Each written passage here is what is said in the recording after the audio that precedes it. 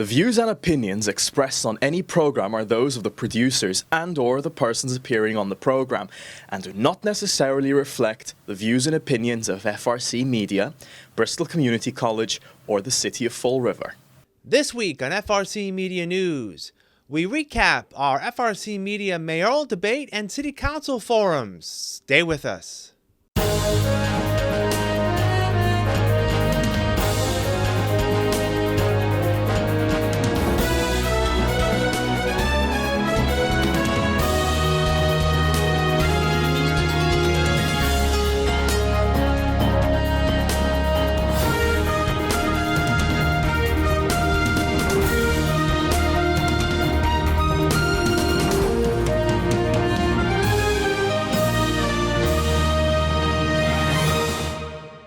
It's Thursday, October 19th, 2023. This is FRCmedia News.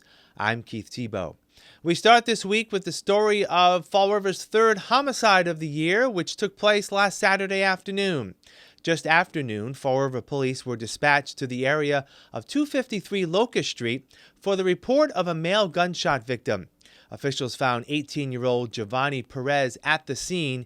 He died a little over an hour later at Charlton Memorial Hospital. The Bristol County District Attorney's Office has announced today that they have arrested an individual in relation to the case.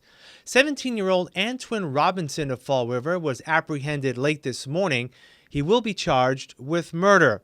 Police are also investigating a possible connection to two subsequent shootings that took place later in the day on Saturday. City police believe that these shootings are specific, targeted acts of violence between specific individuals. The investigation continues. We're less than 3 weeks away until Election Day. The Fall River Election Office has announced that those who have applied for absentee or mail-in ballots should begin receiving those ballots in the mail soon. You can still apply for a mail-in or absentee ballot. The deadline to do so is 5 p.m. on Tuesday, October 31st. Mail-in ballots must be returned to the elections office by 8 p.m. on Election Day, November 7th. Incumbent Mayor Paul Coogan and former Mayor and Bristol County District Attorney Sam Sutter squared off in a mayoral debate last Thursday hosted by FRCmedia. Both candidates come into the race with the rare advantage of being able to tout achievements as mayor in the past. One example was business development. Former Mayor Sutter pointed to his leadership on two major projects, one in the industrial park and the other in the South End. The Amazon project was foundering when I became mayor. I had a meeting with the governor within 2 months after I was sworn in, and he said to me, now that you were elected, let's put our shoulder to the wheel and get this project done. And we did. And we had a mall that was deserted down to 3 businesses. But I spoke to the developers, and the key word that I learned was anchor tenant. And I was able to get an anchor tenant, and that was Market Basket. And I was the one that got on the phone with the head of Market Basket, who was into his 80s, but very sharp, and persuaded him to come to Fall River and be the anchor tenant for the development of the mall. And you can see what takes place now. I was also the mayor when 5 important local businesses expanded, including Matouk, Blount, Millstone Medical, New England Ropes. Mayor Coogan said Amazon and the South Coast Marketplace projects were initiated by former Mayor Will Flanagan. He went on to promote the growth of commercial business across Fall River during his 2 terms in office. Our industrial park right now is sold out. We have 950,000 square feet of multi-structure campuses going in on Innovation Way. Blount Seafood put in $65 million in jobs for expansion. Nantucket Seafood, $2.5 million. A cold storage facility.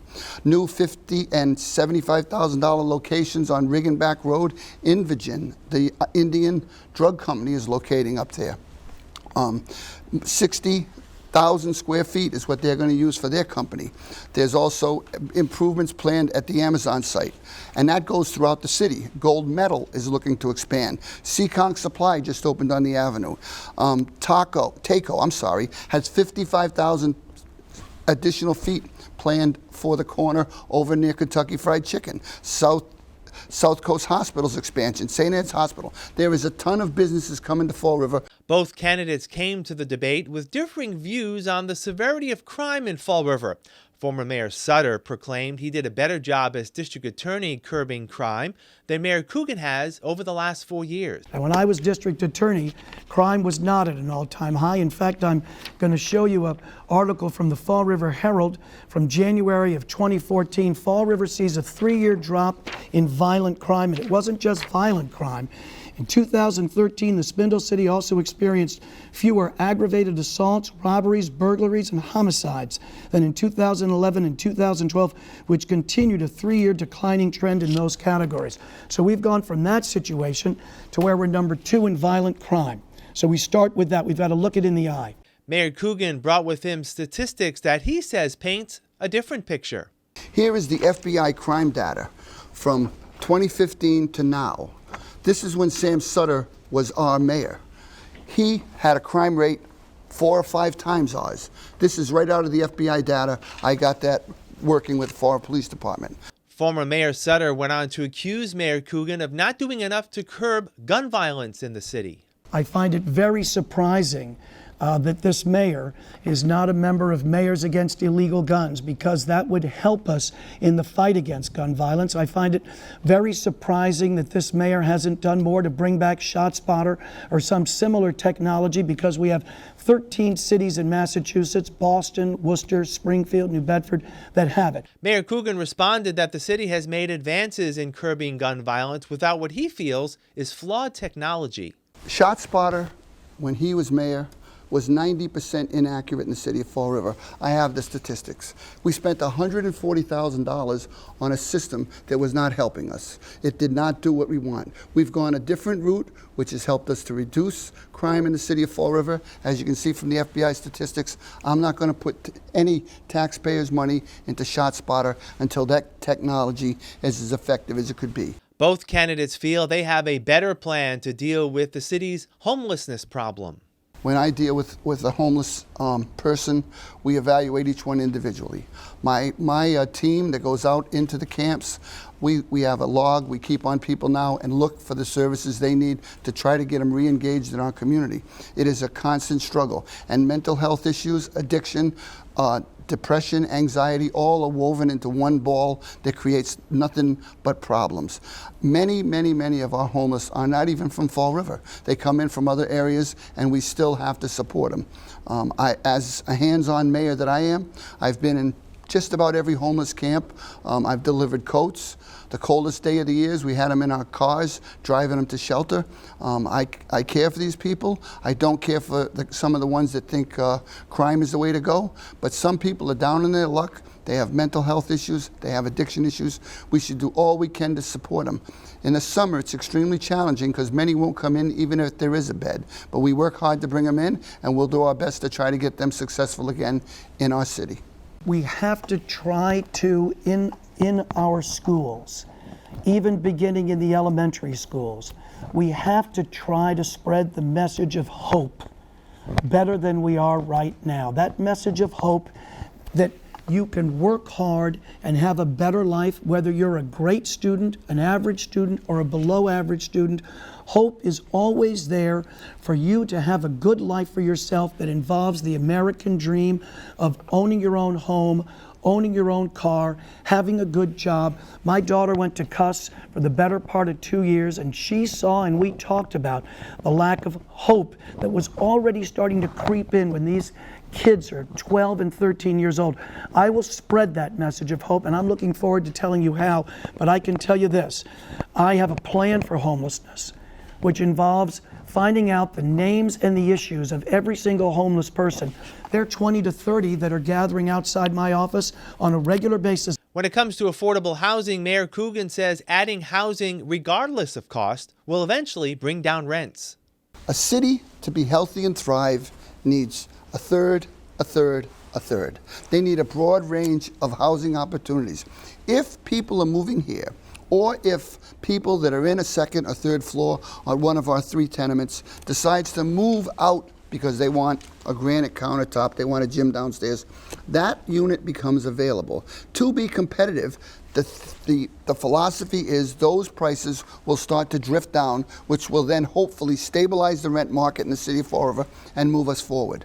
But I am not going to listen again when someone talks about I'm against market rate housing, when thousands and thousands of people depend on those jobs and he washes it away with a wave of his hand. Tell me where the carpenters are going tonight, Sam. Tell me where the electricians are going, and tell me who's going to pay for it. My disagreement with people is you have to have a vibrant city that takes care of people that need support, that has a vibrant middle class, and that has people that have money so that they can support the economy. Former Mayor Sutter says the city has enough market rate housing and the focus needs to shift toward lowering rents. You are in tow with the developers and not with the renters. This is what I would do, folks, in order to try to control our rents and not force people out of their apartments. I would see if we could get any money from that affordable trust fund. I would definitely set aside some of the $30 million that's left in ARPA money, and I would begin a systematic outreach to the landlords about holding the line on rents. Can we go as far as the petition, the state representative from Cambridge, who's got a bill now to bring back rent control? I'm not saying at this time we need to do that, but we need to control the rents. 17 candidates running for Fall River City Council gave their views on a wide range of issues at a forum hosted Tuesday here at FRC Media. The forum was split into two panels. During the first panel, candidates were asked for specifics on which items in the city budget they would like increased and those they would like to see decreased. Public safety, increase. Education, as much as within my purview as a counselor, increase. So that'd be it was one or two? Two. Decrease? Gosh. That's equally challenging. That's even more challenging than the first, because I think the budget is tight. We're at bare bones. I can't say public works. I can't say, of course, police. I can't say education. But I'm going to answer the question as best I can. The legal department. I think at this point in time, the legal department is getting an abundance of money. We hire outside contractors to do a lot of our work. It's a small part of the budget, but I'm doing my best to answer the question. And I'll stand by that one. Well, I'm going to tell you, there's a lot of places I'd increase the budget because we certainly need more people working in the city doing jobs. Let me give you some example. Facilities department has 3 employees, a carpenter, a working foreman, and a painter. We don't have an electrician and we don't have a plumber. We have the paint, we don't have that. Because a plumber and an electrician are not going to come in at the rate of pay that we have. DCM, 35 laborers, and that includes dispatchers, street sweepers, CDL drivers, mechanics, and they're out there with weeds, overbrush, graffiti, everything else. You know, even in the winter when you have people with CDL drivers to do the plows, and $23.50 an hour we pay. Go out because contractors, because of all that ARPA money, they're paying people $30, $35 an hour. The water department, 9 laborers, backhoe operator, 1 engineer, 1 GIS, 1 mechanic. So how many people does that leave on the street? Tree department, 2 people. Cemetery workers, 5, when they have 5 cemeteries to cut. You mow your lawn every week in the summertime. So there's not a lot to cut from. That's the bare bones that we're dealing with. I would agree that we have to look at legal because I think they spend too much money without out-of-pocket attorneys. I do echo Brad. Police and education should be increased. My thoughts with regards to a decrease would be the water department. Until I can have a firm explanation on that rainwater fee that I don't have for any of my other properties, I think we need to decrease the water department. My second, I would echo the legal department as being one of the other departments that I would like to see budget decreased? So rather than answering in a more general sense, I'll be more specific. I would unfund any positions that have been unfilled for long lengths of period and shift that funding over to necessary positions. And I would fund a maintenance budget for each of the facilities in Fall River, even if it's just starting to put away $1,000 for each of them a year. It'll be more of a maintenance fund for the buildings than we have now, and it will help head off potential problems that we've seen with so many old facilities and so many worries that we have for new facilities like the new Durfee and the upcoming Diamond. I believe, just going by memory, some of those meetings, they said the person who replaced Mary Sahadi is supposedly that department's like they were paying like twice or three times what she was making or whatever, because they're going outside contract. The answer is the country is horrifically bankrupt already, $33.5 trillion in debt, right? So let's talk about a specific department, right? So we have the school department, 2019 was doing 149 million. 5 years later, it's 226 million. That's $77 million more every year going forward. It's gonna increase every year. And we get worse results in the MCAS because these people close the schools based on, COVID myths, government edicts passed down from, again, corrupt federal politicians, the state, everyone just lockstep, shut down all the schools. The answer is we need to cut every department in the city of Fall River, right? So I'm the only person who's made a pledge that I'm gonna not vote to increase anything. Because again, I wrote this in the Herald News, these people all wanna, you're a veteran, right, Ray? They say, oh yeah, we love the veterans. When they're saying we need to spend more money on everything, right? That you just heard it, we need to spend more money on anything. They get no results from any increased spending, and it kills poor people who've owned their homes for 30, 40 years, veterans, right? They go to the parades, they put their hands up, and then people get crushed and have to sell their houses. That's what's happening. Spending money by the government is the problem, not the solution. They're all 180 degrees wrong in the wrong direction. That's what needs to happen. Spend less money. I'd like to see an increase in public safety. Safe city is a prosperous city. People want to come, spend money, live here, buy homes, and spend their time here. Decrease. For me, I think a lot of the decreases are, I think a lot of these department heads that are getting these large raises who don't even live in this city, okay? That's a big problem. You've got, like they stated, the water department with the low salaries. You got the guys in the ground outside at 32 degrees, sometimes 20, raining and snow, making their $21 an hour, while they have department heads making $120,000, $130,000 in a warm office. Okay, so I think the decreases, there should be a cap at these department heads, not just keep filling it up and as much as they want and increase. So that's where I think they should have decreases. For me, I would like to decrease, increase public safety and education, and then after that decrease on certain department. Once I'm elected, once I review all the budget and look at where the budget go and who's getting paid and how they spend it to make sure it's all balanced and checked. So in terms of if we had the money and if we could do it, my increase, I would like to see the people who work for the city, the clerks, the low-level employees, and I'm not saying that negatively, as opposed to a department head. We have individuals who work for the city for 15, 20, 25 years. They don't even get paid enough money to be able to afford their living expenses. Many of them qualify for food stamps. And it's a shame that a city doesn't pay their employees at least enough to survive in this world.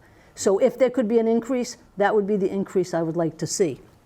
In terms of a decrease, in the FY24 budget, we had $2 million budgeted for vacant positions. $2 million. And most of those positions are not going to be filled.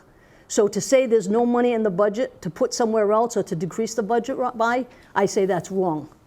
We're not going to spend that $2 million on funded vacant positions. As far as public safety, I agree. We have put money into public safety. In this FY24 budget, the police and EMS did get significant raises. So the City Council already increased their pay and gave them the extra funding.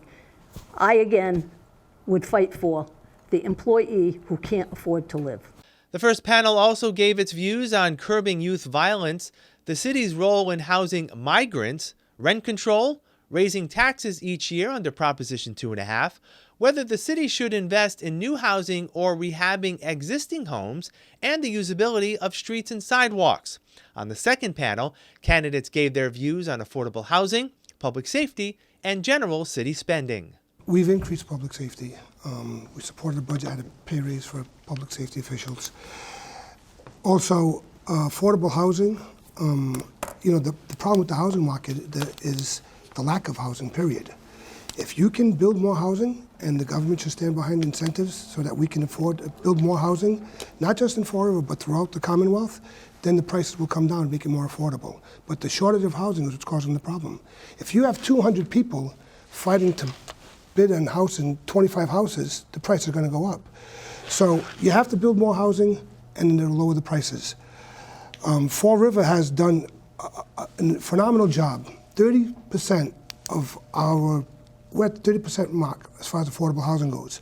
Many communities outside of Fall River are not even near that threshold. They don't even come up to 5%, many of them. So we have to make sure that they provide affordable housing so that Fall River is not looked at the only place where people can come to for affordable housing. I agree with President Camara about the affordable housing part. The public safety, the police, they did get an increase with their contract. Now the fire department are waiting for their contract. But I do think public safety is very, very important. And I think in this city, we need to do a little bit more.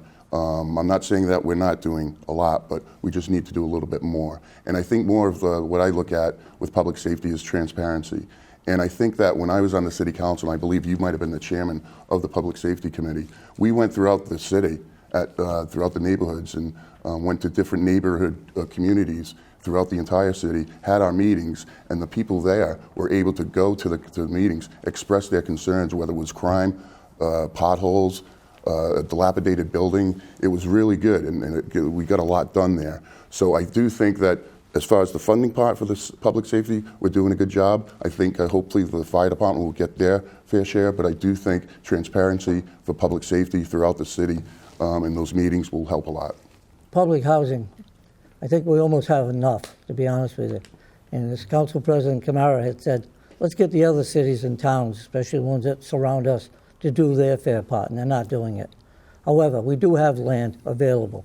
Just look at Rodman Street, where we tore down a housing project. That land is still vacant. There's vacant land on Dwelly Street, right next to some of the houses that our State Representative Sylvia has worked so hard at getting rid of the mill building there, and there's houses being built there. So I don't see it as a big problem. It's one you need to continually work at. I'm going to be completely candid. There's not one person sitting on the stage running for office here locally that is going to be able to solve the problems when it comes to market rate housing. But what we can all do here as elected officials, those who are seeking the office of City Council, is recognize your role. Recognize the role that the subcommittees on the Fall River City Council need to do a better job of being more proactive in doing their work. Public safety, the Public Safety Committee needs to meet more. It's not just the Ordinance Committee and the Council as a whole that meets. In addition to that, I think the City Council also needs to utilize their role, which is a checks and balances when it comes to the municipal budget. Everybody wants, and they're going to advocate for public safety, they're going to advocate for transparency, but the reality is this current Fall River City Council passed a municipal budget and didn't even discuss revenues.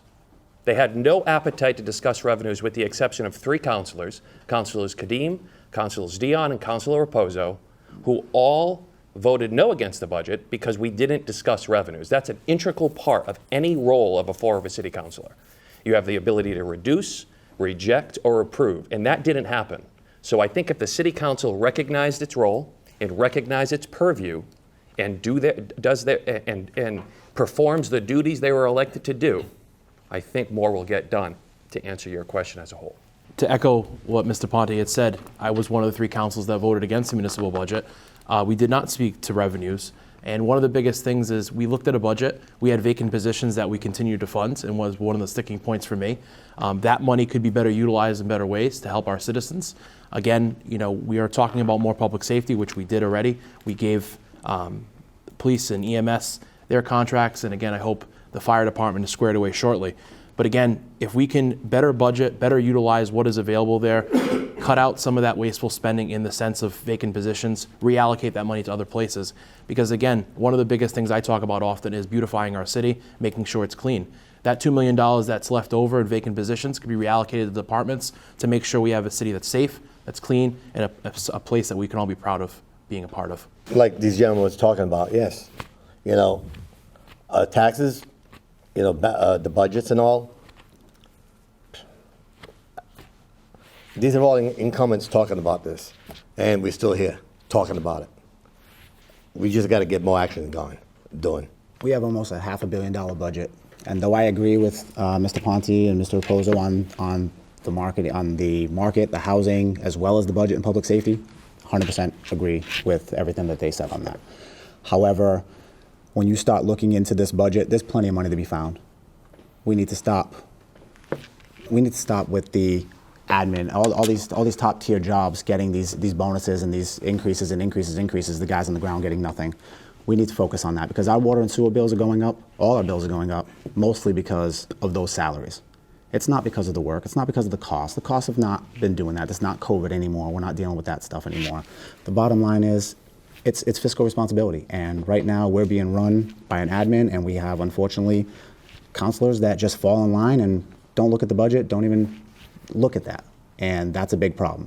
The money's there. We don't need to come out and take more taxes and raise taxes to do it. The money's there. We need to use it more effectively and more efficiently. I agree with what Boomer's saying here. It exactly comes down to fiscal responsibility, and if you listen to all the incumbents here, none of them have proposed here how they're going to be paying for additional housing and for safety. They run around the subject talking about other things, but how are we going to pay for it? And one of the ways we're going to pay for it is by making sure that we have independent audits. How are we going to save? How are we going to look at the budget and make cuts in order to get those savings that we can use for our community, that we can use for safety? When are we going to go ahead and tell these age-dipped developers that if you come to this community, we don't want the 10%, we don't want the 20% affordable housing, we want 30%. And how are we going to pay for it? We're going to look at the budget, and we're going to see where there's the pork, and we're going to cut it. And all the incumbents here walked around the question, and none of them are willing to commit to cutting from the budget and to living with our means and being fiscally responsible. And that's what we need to do. The reason everybody's walking around the topic of conversation is because we don't have the jurisdiction to propose anything in the budget. We're a legislative body. Everybody on this panel, everybody on this committee, everybody running for public office needs to understand what their local government is. The city charter is very, very clear. The executive branch is what puts forth the budget. We make an appropriation. As former Councilor Ponte mentioned, we can only reject, approve, or reduce. We cannot increase, and we cannot make any type of formal request from the administration. We can work with the administration trying to get items that we want to talk about, but in terms of affordable housing, I think everybody has mentioned a good part about affordable housing. I thought Mayor Coogan had a great response during the last debate that we need a third. He was spot on. You want to talk about public safety? There's a larger crisis going on with public safety. We've got more money that's being thrown at public safety. There's not enough individuals who want to currently work in public safety. That goes with police, fire, EMS, communications. There's a reason behind that. I think we need to work with the administration and figure out what's going on with that. And we can go back in and start talking about the budget, because I'd love to hear what other candidates start talking about plans and what they would do and cut fat. I think when you start looking at other communities, we're not competitive with other communities because we don't pay the proper salaries that other communities are paying. And I think it's important to have the right people in the right positions. The second panel also shared their thoughts on how they plan to campaign in the 3 weeks leading to Election Day, how the city should handle its homeless population, their understanding of the role of the city council, whether the city is prepared for a terrorist emergency, and the general top priorities for running for office. City Councilor Laura Washington was the lone candidate not to attend the forums. She was recently married and is away on her honeymoon. You can watch our election forums and debates on demand on our FRC Media Election 2023 webpage, frmedia.org/election2023. That's all for this edition of FRC Media News. Please visit our website at frmedia.org for all the latest news and local information. FRC Media News airs Thursdays at 6 p.m. and Fridays at 5:30 p.m. For all of us here at FRC Media News, I'm Keith Tebow. Have a great weekend. We'll see you next Thursday.